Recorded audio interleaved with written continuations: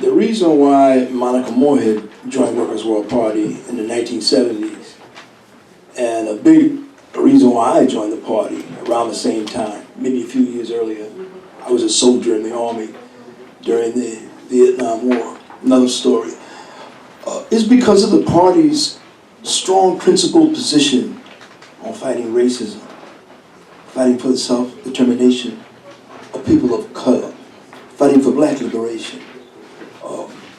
When our party was born, was it now 60 years ago, even during the Vietnam War struggle to stop the war, which we were very much involved in,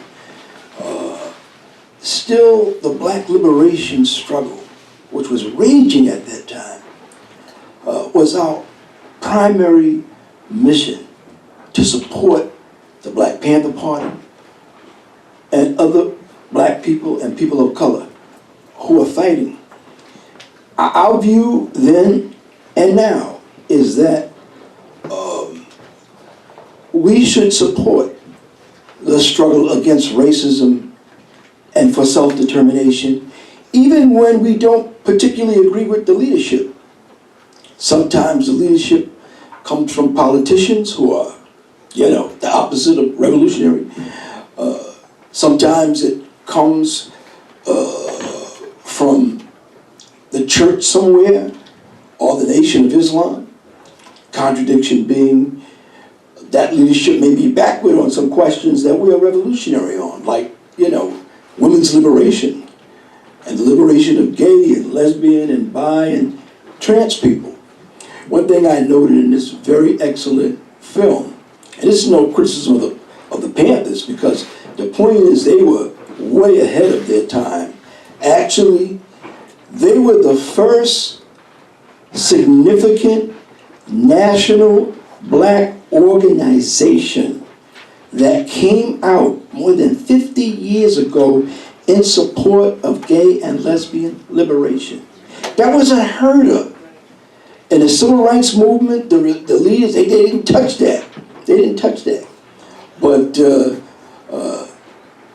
I think that if this was more contemporary, let's say if it was like a documentary on the Black Lives Matter movement, you would see more women speaking. You would see more trans people.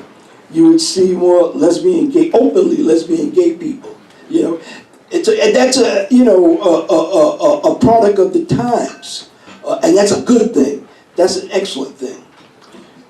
But the thing that makes the Panthers so exceptional in the black liberation movement in all of its phases is that they, as a project, were not only the most militant, not only the most community-based, led by youth, fighting for the right to defend yourself with arms. They were, up to that time, the only black national revolutionary project that was for socialism, that was influenced by Marx, influenced very much by Mao Zedong and by Castro and Che and Kwame Nkrumah, and Frantz Fanon. They were struggling under the most difficult circumstances to understand the working class. There's me and then there's the working class. Is there a bridge? How can we have unity? You see this young, brilliant revolutionary who the state was afraid of, 21 years old. And in some of the talks he made in the documentary, he was talking about reaching out to whites and reaching out to Latinx. That was a sign of where he thought the revolutionary movement had to go. And it was not just ideological, although that was an important part of it, because you could tell how many times he raised the proletariat. That's the old word for the working class, tremendous. But it was also very practical. And actually, that's no big contradiction, because often the most revolutionary thing is the most practical thing. He was concerned, I'm talking about Fred Hampton, that as long as the Black Panther Party, from the West Coast to Chicago, to New York, as long as they were isolated and that they did not have strong support from other progressives, other leftists, other sectors of the working class, they would be more open and more vulnerable to police attacks. And the film sort of gives you really what they did to the entire movement. More than any other group, the leaders of the Black Panther Party were hunted down by the FBI, by the police. They executed as many of them as they could. And those that didn't execute, they either put them in jail or chased them out of the country. And what was on Comrade Fred's mind is that they're going to do this anyway. We can't stop them, so we just have to get ready to fight. But the more support that we have, and the less we are isolated, the more politically difficult it's going to be for the police or anybody else to just exterminate us. And I would argue, maybe that's not the main lesson of the Black Panther Party and what happened to them eventually. But I think that's pretty big up there. Something to bear in mind. And I'll just echo, what this comrade said a few minutes ago. I recognize some of you, I know you're active in the PPA, or Workers' World. If you're not as active as you want to be, allow this program to be more than a nice film and an interesting discussion. We're on the verge of a new year. Allow it to be, cathartic. And you start thinking about, well, can I do more? You can't run away from the struggle.